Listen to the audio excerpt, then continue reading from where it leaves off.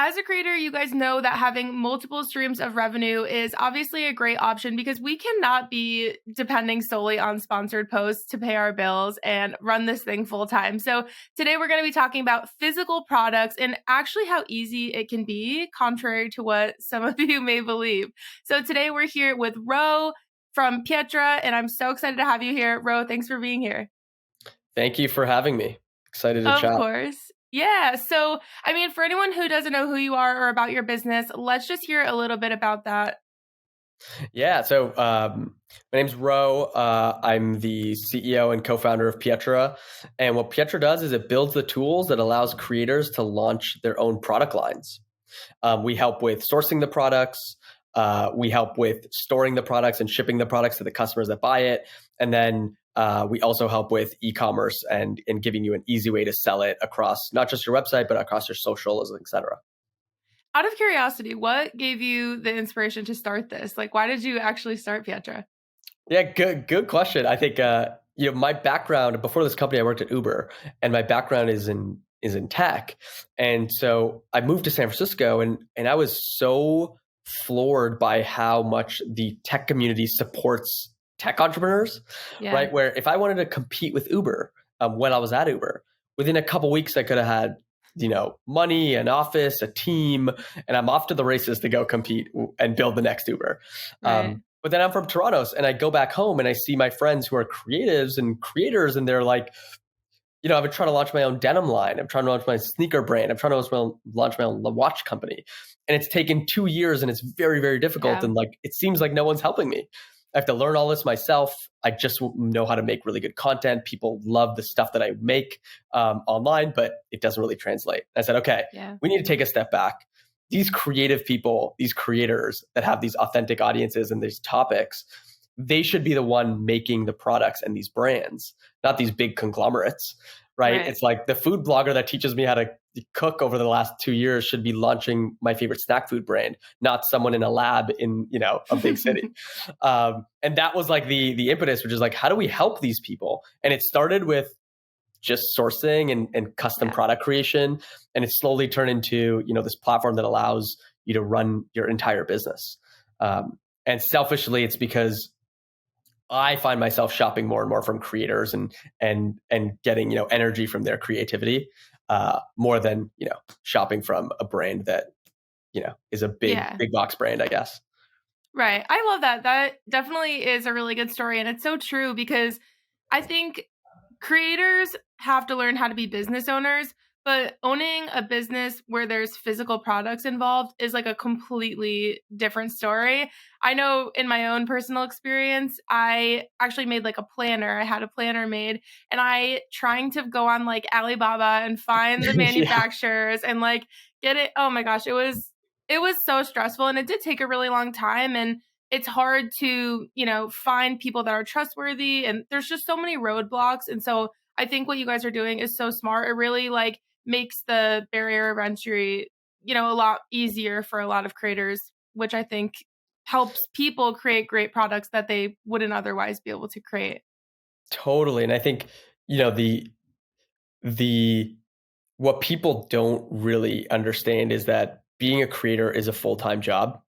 And so I like to say, if you saw one of the slide decks that I would make, which is like, it's very easy to visualize what you want, right? I want this beautiful clothing brand that is elevated from just like t-shirts and merch. Yeah. And then I have like the beautiful website and the Instagram where I'm promoting it and I'm doing a try on video or whatever it may be. And that ends up being the middle part to go from like idea to the thing is something that is very messy, and someone had to step in and do the messy work to clean it up so that everyone can use it. Otherwise, we found that almost every single person had the dream, and then they would recreate the same pain for themselves. Like everyone would have the same problem with sourcing beautiful fabrics. Everyone would have the same problems with setting up their warehousing. And it was like, yes, it's kind of like a messy problem, but we stepped in and said, you know what, we'll do the messy work once. And then, now we have so many of these entrepreneurs. I like to call them entrepreneurs because I remind people they're creators, but they're entrepreneurs. Right. Now they can leverage, all the hard work that our team put into it, and honestly build bigger things than we could even imagine. I love that. So a lot of creators who are probably listening right now might, have a smaller following, or they might be saying to themselves, okay, like I have ideas. This all sounds great that it makes it easy, but like, am I really ready for this? Because there's a lot that's involved in creating a physical product. So at what point should a creator start thinking about creating a physical product? Is there a point that you're like, okay, this is a good idea, and you're not like being a little crazy here? Yeah. So here's where it gets really interesting, which is I think that when we look at the data, just to put on my engineering hat, you could be a lot smaller than people think to build a meaningful business. Yeah. And a meaningful business, we have to remember that the internet is so big where if you owned a boutique in New York City and you had 7,000 people walk into your shop, as an example, you'd be like, this is one of the most popular boutiques in all of New York City. And we see people with, a couple thousand followers, 5,000 followers, 10,000 followers, and they're like, my audience is too small. I'm like, you can build a great business as long as, and then I'll get to kind of the punchline, as long as you're building something that's authentic to your audience. And so what I say, tell people is the difference between, creating content and creating physical product is you will have to put in some time. So you can't be someone who, unless you're doing made to order and merch, which can be done, with $0 and almost no effort. You will want to be someone who's intrinsically motivated and believe that you are providing value to your audience. Yeah. It could be very small value, but you have to believe that because ultimately it's going to take a couple hours of work a week to do. And the other thing that we focus on at Pietra is it will cost a little bit of money to order your inventory and resell that to your audience. And people always ask, why don't you just buy the inventory for creators? Why don't you just get into the creative and get your hands dirty and help these people? What we found was fundamentally, if we partner with creators who didn't want to do any work and was looking at another company to do all the creative work for them, two things happen. One is the creative direction goes in a way that they don't want eventually, because you let the dollars and cents and data kind of like remove any of the creative branding. And the second thing is creators end up not owning their businesses after putting years of work into it. Right. And so you start off, it seems pretty cool. Someone's helping you set up a few things. They maybe cover the cost of like a couple $1,000s worth of inventory. But then before you know it, they're scaling up the company and you don't even have majority control. This way we say, you are ready when you are intrinsically motivated. You can start very, very small. We're talking under $1,000, you can launch an entire company, right? And that's because companies nowadays can be, you don't need a lot of inventory on hand. You could sell on your social and on a website, and all those things are fairly low cost. And so what we say is, you are ready when you have an authentic product idea and you have an audience that you haven't purchased, that listens to you, that engages with you, and you feel like it's a little bit of a community. That is the time for you to start thinking about, as soon as a brand deal comes your way, you should be asking yourself the question, the brand deal is coming my way because my audience has value. So now how can I monetize that audience such that I get the highest return, right? What people forget is like the brand deals are basically a company saying, I can pay you this small upfront amount to rent out your audience because I, as a company, will obviously get more value than what I'm paying you. And so you should flip that. You should look at it and say, whoa, if your audience is so valuable and it's captive and all the things that the brands like about you, and you have the desire to say, I can monetize this and start a small business, then you should. And again, I would say, I won't name any names, but I would say month after month, the smaller creators with authentic, engaged, small audiences outperform the celebrity brands, which is like crazy to think about. Very interesting. Yeah. It's, and it makes sense. There's usually the smaller creators, we call them the long tail creators. Their content is connecting on a specific topic with a specific audience. Right. And so the bigger celebrity brands is kind of like everyone just follows these big accounts. So maybe I'll launch, product X and maybe it will hit, maybe it won't. We see the most success in the small creators being like, this is my little niche. I know what's good and bad. I've been reviewing stuff on YouTube, etc. Let me go and take a stab at starting a product line. And the last thing I'll say to that is the old world is thinking to yourself, you have to start this crazy big company. Yeah.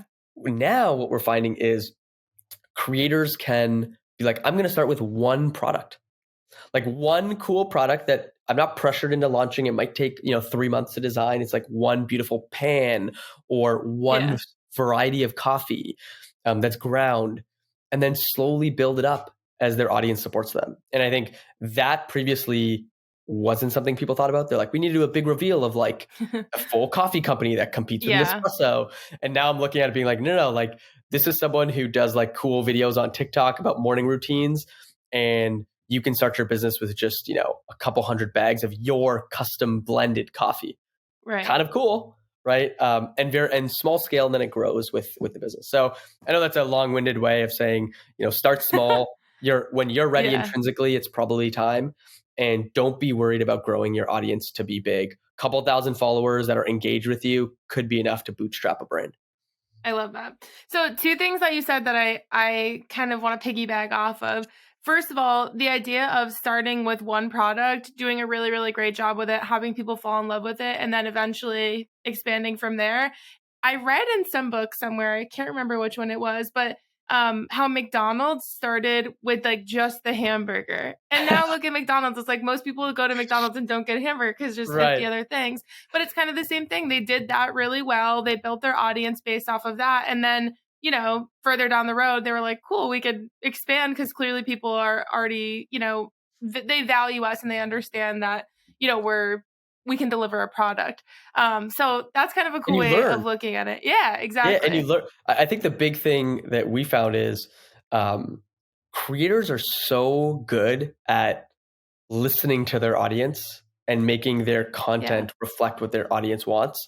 If you think about, and that's why they're going to be the best brand owners long term, which is because if you were someone who works at a big box, like Procter and Gamble, you're like doing research studies and like focus groups and like to find the thing that people want, where you talk to a creator and they're like, we changed the thumbnail to this and they reacted in this way. We did this video on this topic and we're going to do this for the next 3 weeks because people love it. It's like the feedback loop is so quick, right? And they're so good at understanding what their audience wants that it might to another person feel like you're doing something super weird.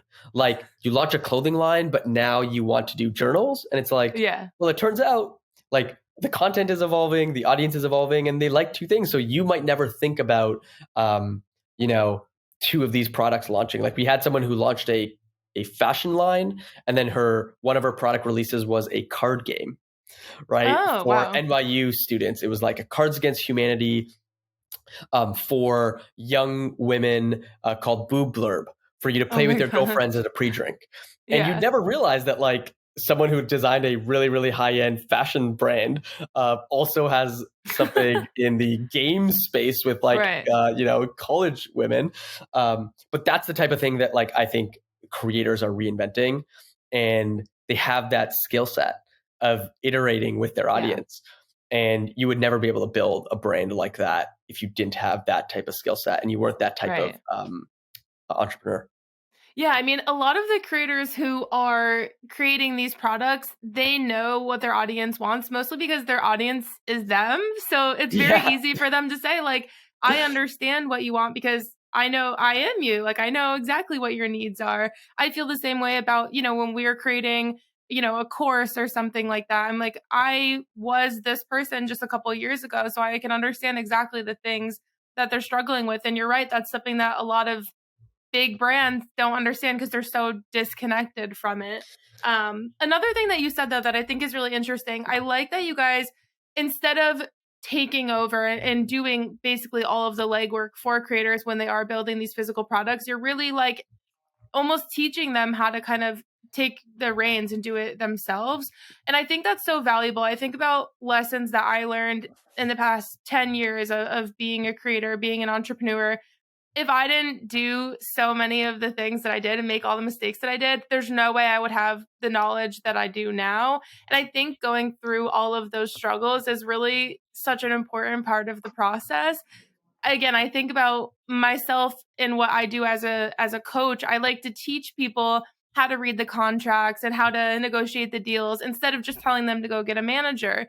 Mm-hmm. Same situation, because you're always going to have to pay someone to do that and you're losing parts of your business. Whereas wouldn't you rather just learn the ropes to do it yourself? And then you have all of this knowledge, but now you also are so much more connected to your business. And again, you might have more ownership too at that point. Yeah, it's exactly that, which is, we see a lot of this in the creator economy broadly, which is, I find myself saying, don't be fearful of going into this, entrepreneurship adventure. And there will be ups and downs, like all things, but you will come out the other side and most likely realize that almost all of the people surrounding this economy are here to extract value out of what you do best, right? If there's someone who, like, even you think of a manager, right? It's like, we partner with a bunch of agencies, so not to knock on managers, not to do any hot takes here and get canceled. But what I would say is, ultimately, no one but the creator can do what they do. Yeah. And so if you have someone that's surrounding you, they're probably taking a percentage of something you're making, right? And you have to think about it as you develop the experience and the skill set, more of that thing that people are extracting from you, you can keep for yourself, right? And again, what's very interesting is this has happened in many industries before, right? Before, there were record labels that had access to studio time, and you couldn't make a hit song unless you got into one of their studios. And by the way, they'd say, when you're done, you have to pay us back for that studio time, and we're also gonna take a percentage of your CDs. And you realize, okay, you're taking a percent because I have to use your studios. Along comes GarageBand, along comes iTunes, and people start realizing, hey, I don't have to actually spend, I have all these tools. If I just learn the tools, it's painful to learn the tools. But if I learn the tools, I don't need to necessarily go and spend $10,000 in a recording studio. Yeah. And I don't need to give you 50% of sales to press CDs. I can distribute it on Spotify and iTunes myself. And so other industries have already come to terms with this, and it's happened through technology. I think creators is now going to be the next big one, where I predict that in 3 to 5 years, most of the brands that we shop at, when you go to stores and you see things on shelves, are going to be owned by creators. And it's because they have the customers, right? The audience is the customers. And I think, I tell creators all the time, don't be fearful. Start small, learn. But on the other side of your learning, you're going to realize that it's both financially the smartest decision, if you can deal with the pain a little bit. Yeah. But then also, you will then be able to do a lot more, right? If you outsource it to a manager to handle all your business for you, you never want to learn the tools. It's as good as a brand deal. Yeah. Right. Ultimately. Very good point. Yeah. Yeah. I love the idea of creators learning how to be business owners and having all of the education that goes along with it. It's, you can't learn a lot of this in school. A lot of it is you learn by doing. But one of the things that I hear from creators all the time, whether it's, again, starting a product, starting their own business of sorts, whatever it is that they are so fearful. But I feel like in order to have any sort of real progress, it has to feel a little uncomfortable. I feel like when it does feel uncomfortable, you're probably on to something. Right. And and if it doesn't, you're like, okay, well, maybe this isn't, something that's going to really propel me to the next level. It has to feel a little uncomfortable, but that's part of the process. That's kind of part of the fun part, in my opinion. It's oh man, I'm going to start this. Is it going to work, or am I going to crash and burn? I don't know. We'll have to find out. Totally. I think what's interesting is, it's the process is the fun part. And I think what we are moving to a world, we're moving to a world where also the audience wants to see the behind the scenes. Yeah. This also helps build authenticity. You're not slapping a label on some other thing that someone else made. Customers want to feel connected to the person who's creating it. And look, I'm someone who loves sneakers, and I would say like in my entire life, I've never stood outside in the rain for a sneaker drop. And then you have one, and then you have someone who like Jerry Lorenzo drops his Fear of God sneakers. And I'm like, well, I'm standing in the rain to get, and like, it's because it's him. It's like, I have some connection. I've been following him. He's trying to build this company for many years. I'm like, this is kind of cool. Right. Right. And so it ends up being this, it starts uncomfortable, but then you realize like, again, it's all of the power is in the creator's hands. Yeah. It's like, no matter what a record label does, they won't be able to write a hit song. You got to get the artist and they have the full control, and everything else is willingness to learn new skills, willingness to go into the unknown. Yeah. And yeah, I laugh at that myself too, which is like, yeah, good luck getting having Crest have me wait outside for their new toothpaste. Like that's not happening.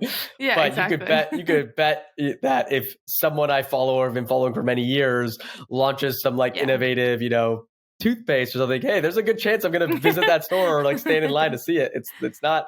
And by the way, when you stand in line, you're seeing the community. They're also friends. So there's a lot of awesomeness that comes with business building around audiences.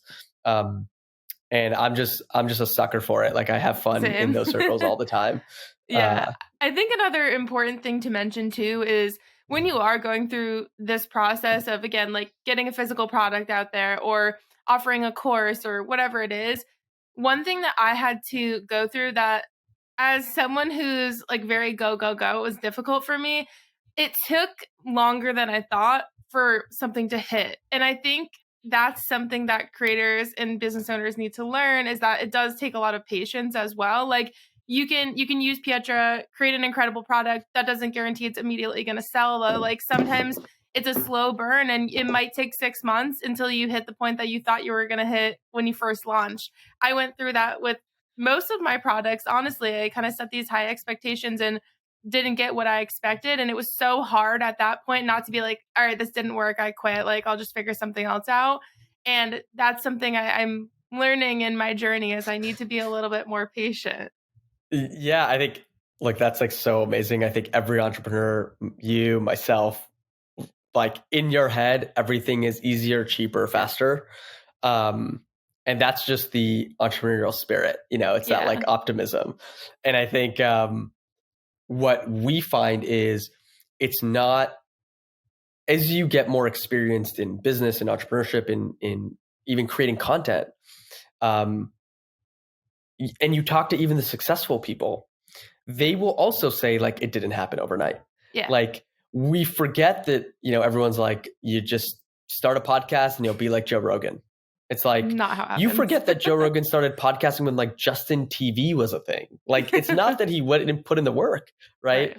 When I was living in LA, it was the same thing with acting. It's like everyone believes that like it's actually pretty easy to get on a TV show, and you can just put in a little bit of work, and I'll go to 5 auditions and I'll probably get one of them, right? But the reality is the world is just a little bit more difficult, and it's probably more like 100 auditions and you'll book one, and 100 auditions is like 3 auditions a day or like whatever, one every 3 days or something like that. And so I think it's also good to realize that don't set your expectations that like something changes overnight. Even the successful people don't have that. It's just, it literally is like a Hollywood dream that's been sold to you in a movie. Yeah. And you talk to a successful person, like I'm good friends with the CEO, the ex-CEO of Uber, right? When I was there. And he would say like, it's very easy to glom on to the end state, but the early days were still hard. You're trying to get people to go into limos in San Francisco, right? It's like, It's like way more expensive than a taxi. Please don't think that it's just easy, right? That's just like never true. So anyways, I think it's like, it's good for people to realize this, and you got to stick with it. And the ones that persevere are the ones that end up being successful. Yeah, 100%. So I want to talk a little bit more about logistics. Can you kind of walk us through exactly what the process looks like from I have an idea, okay, I found Pietra, to getting to the point where I'm actually selling things? Yeah, so we try and make it as simple as possible for someone who has an idea. So let's say you would like to create your own line of athleisure clothes because you're, a private trainer or something like that. or a fitness influencer. Good example. Yeah. What Pietra does is it allows you to create an account and click on the thing that says sourcing and type in the words, activewear, tights, leggings, and you can just type in or browse the marketplace for all the different factories and suppliers around the world that will work with you or can work with you to create a sample and your final product, right? So you'll think of it as like a Facebook for factories. So the factory will set up their profile and they say, hey, look, we work with Topshop. We do these 25 garments. This is the price for a sample and this is the price to make it. Here's how you can customize it. We offer fabric sourcing, embroidery, special cuts. This is what we offer. And it's as simple as saying, if you want to work with someone, you could either order one of their past project samples or you could chat with them directly. There's like a big button that goes chat with supplier. It's a real-time chat where you could say, hey, I'm looking to literally make, clothes that you can wear during your Pilates workout. And they will come back and be like, awesome. Here's what we can make with you. We'd love to work with you. It's a very conversational experience. So you do need to start with an idea, right? You could browse, of course, and view different profiles, but you want to start with an idea. And then it's as easy as starting a conversation with a factory. Now, that's fun. People talk back and forth for a couple of weeks. They become best friends with their factories on the other side. They're ordering samples. They pick something. They go, oh my God, this bathing suit that we've made, love it. Like, I love this print. We finally got it perfect. They're chatting with each other. They go, okay, this factory goes, okay, we can make, 500 more of these in 3 sizes. What we do is it's all integrated. So when the factory goes, we can make 500 of these in 3 sizes, the creator can say, awesome, let's do a production run. They hit a button and the shipment and the storage and the warehousing and the all the things associated with that, they don't have to deal with at all. It's all taken care of by Pietra. So all you have to do is buy the inventory and it shows up in our fulfillment center 3 weeks later, 4 weeks later, depending on the shipping options you choose. And you get an email that goes, congrats, Kristen, congrats. All your stuff is in the warehouse. It's on a shelf. It's ready for you. Do you want us to connect it to your website? Or do you want to create a website? Like, it's literally that step, right? So you take all of this idea of like, how do I find a warehouse? How do I get it? How do I ship the products to that warehouse? And it's a button that goes, I want to make 500 bathing suits. In 3 weeks, you get an email being like, all 500 bathing suits have arrived. They're on a shelf. They're waiting for your next move, right? So we kind of put it back and the creator will go, okay, maybe I have a website. Awesome. Connected to my website. You click a couple buttons. It connects your Shopify account to the Pietra Hub. Maybe you're like, I want to sell this at a party or at an event. There's a button that says ship all my products to this event. You type in the address, it ships the products to that event, right? You can put in some instructions and there's people on the ground in the warehouse that will go and do the thing for you. You could say store it at our facility. And all of these are just very simple buttons where you are telling us what to do. You don't have to do any of the work. And we've standardized it so it's all very easy. So you don't have to master it. And I'll give you some so the typical path is you chat with a supplier, you hit a couple buttons and it sends all the inventory to a warehouse. You connect it to your website and you tweet out, like, my website's live, start selling. Anytime someone buys something, our warehouse ships it for you. You don't have to deal with any of it, right? That's a key core path. Yeah. Now there's some very interesting things where, let's say you find a factory that does custom packaging and a sweater and maybe some custom tissue paper. Well, you could send everything to Pietra. Someone will call you and say, do you want to put all these things together? Do you want to put the tissue paper and the sweater in the box and put it on the shelf? You can say, yes, please do that for all my products. We'll say, okay, we'll put it on the shelf. You'll get another email that goes, all your products are on the shelf. You can start selling them wherever you want to sell them, right? So we take these very messy processes that you have to figure out, and we basically say, here are the 3 steps: produce the product, store the product, ship the product out to customers. And we give the creator the least amount of headache. And we go, what do you want us to do as the next step? You only have to think about the next step. And then, of course, you can get as advanced as you want. Some people have websites and they post it on 5 different places and they can worry about that part. All of it is connected to Pietra. Wherever you sell your product, it will just hit the warehouse. The warehouse will ship it. Doesn't matter if you sold it on your YouTube channel, on your website, on TikTok. Doesn't matter if it's going to Qatar or Los Angeles. the fulfillment center will take care of all that for you. Right. And if there's errors and like people need to return stuff, they just send it back to the fulfillment center. You don't have to worry about any of that stuff. And it's all done in a process that is repeatable, predictable, scalable, so the creators can focus on the promotion part of it, which is what they want to do. Yeah. There's like the one thing I'll say. Yeah. Go ahead. No, I was going to say there's nothing in that process that feels like I would be stressed out besides like, okay, I just need to worry about selling this. Yeah, and the creative part as well. That's the thing that I would say, which is you could think about Pietra as like your team on the ground doing what you need them to do on your instruction. So you need to know like, I want to buy 500 or I want to ship a bunch of these to Whole Foods buyer or something like that, whatever it may be. You key it into the system. We do the thing that you want us to do. So you control the creative of your company. You control the finances. But from an execution perspective, you now have help. Right? You have help where you don't have to learn these things, right? You're like, get these products from Turkey, get these sweaters from Turkey to the US. I don't want to learn how to import stuff. I'm going to hit this buy button from this factory. You're going to pay them in the Turkish currency. I'll pay you in USD. And in 3 weeks, you're going to tell me when my sweaters have arrived. You have to design the sweaters. You take full control. Right. You negotiate your pricing or, you pay for it. So you have full financial control. Execution, we are really good at. That's what you use the platform for. So where most people get tripped up is like, oh, I need like 5 assistants to go handle this. And we have built a system where you don't. You just need to like have, a couple hours that you can jump into the portal and say, hey, look, you're running out of large. Here's a big button that says, do you want to make more larges from the same factory that you're talking to? If yes, hit this button. They'll make it. We'll ship it. In 3 weeks, you'll have this button that says 0 larges, go to 200 larges.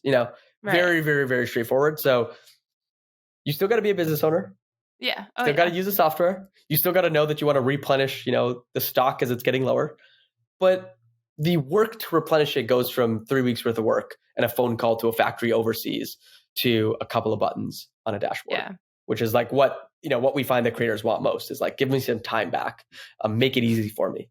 But make it easy for me, but still allow me to create my own line of denim jackets or create my own sneakers. Like they want that creativity to scale up infinitely. Everything else, simplify it down. Yeah, I love it. I definitely feel inspired now to like, I've had all these ideas for products. This feels like it will make the process much more manageable. So we have all these hilarious products around the office. Like here's like one of my favorite candles. Someone made like a cereal bowl candle. And I'm like, wow, this is kind of cool. I don't know if you saw, this was trending on TikTok a little while ago, like these dancing cactuses. Oh my gosh, right? Yeah, I've totally seen those. I'm literally sitting in a room full of like all these different things. There's like luxury candles that are like custom fragranced, made with coconut wax. Very cool. The creativity is unbounded in this world, right? There's all these things you can create. And it's our job to really make it simple so that it feels simple to the people who have the creativity. I don't necessarily have that creativity, I would say, but someone out there does. Right. So to kind of wrap it up, I would love to hear just a few tips on what can creators do to really like sell the heck out of these products. I mean, a lot of creators they know how to create content. They are working on creating products maybe, but when it comes to actually marketing, I feel like that's another huge skill that creators have to learn. Are there any good tips that you have there? Yeah. So I think the looking back at the year of Pietra and all the successful creators, I think the best way to go about this is realizing that you don't need to go too big outside of your audience to start, right? Your audience are going to be your first customers and your loyal customers regardless, whether you're in Nordstrom's or you're selling on your own Instagram shop. And so the best marketing is to know your audience so well that marketing becomes easy, right? Marketing as an idea is like, okay, let's see if I can word it like this so that they will buy it, right? And what I tell creators is they have the ultimate like star, right? Like in Mario Kart, the star that allows you to blast through all these things, which is what I say is my number one thing is bring your audience along for the ride. If you are worried about whether you should do, camel color overcoat or a baby blue, ask, because once you ask them, your customers will feel like they're a part of the process, so they're more bought in. But then also you'll realize that you don't need to do the guesswork, and the marketing becomes easier because you're not marketing, we should do an A/B test of marketing camel color versus baby blue overcoats. It's like, no, you already know. So you're iterating on the marketing already from like a advantageous position. And so what I'd say is the best thing on the marketing front is start with your audience and understand them deeply. There's a good chance that they will be the best source of input. Yeah. And then the second big thing on marketing to make your life incredibly easy is bring your audience along for the ride as early as you can, because it builds authenticity and it allows you to de-risk a lot of the marketing. Yep. And then ultimately, the last thing I'll say on the marketing side is there's all these tools that you can pay for. There's all these different things and companies and people want to get you to spend that money. Here's the reality. In the first year of your business, your content is your marketing engine. Focus on it. Be smart about how you integrate your content with your product, right? My favorite thing to say is like the perfect marketing is if you're an esports, gamer, and the video from your Twitch stream is always on your desk and you have an energy drink. Make your energy drink the energy drink that's on your desk. Right? That doesn't disrupt your content, perfect product placement, and you have full control over it, right? If you are someone who sells fitness classes online or to Zoom workouts, use your own bands, use your own branded weights, wear your own clothes. This is content and product that is so perfectly aligned that it to other people feels like marketing, but to you as a creator is like free marketing, right? So remember the points of leverage. And when you feel yourself being like, I need to go hire a company to make a billboard, then you should be asking yourself, like, do I have an advantage here? Like maybe my 10,000 YouTube subscribers is my advantage. I should double down on that. And maybe that might mean a new product because you've saturated that audience. Cool. You have a tool like Pietra to have low risk on new products, right? So it's all about starting small on the marketing side, understanding that the leverage is your audience, communicating with them effectively, and making sure that you're leveraging your content and not changing your content too much when you're marketing your product. And you'll know if you have product market fit by picking the product. That doesn't mean you have to change your content, right? Okay, that's a good tip. Yeah. I love that. Sweet. Well, thank you so much for all of your knowledge today. This was really so helpful. I know that so many creators have been thinking about physical products, but are probably very intimidated and overwhelmed by them. So I'm sure they're all feeling a lot better now hearing about Pietra and all of the knowledge that you shared today. So thank you again for being here. Thank you. And I'll give all your listeners a promo code to try out Pietra and give them a little perk to give them that push. Sweet. Yeah, we'll leave it in the show notes for you guys so you can check it out. Cool. Okay. Thank you for having me. This was so awesome. Of course. Yeah, thank you so much. All right. Bye.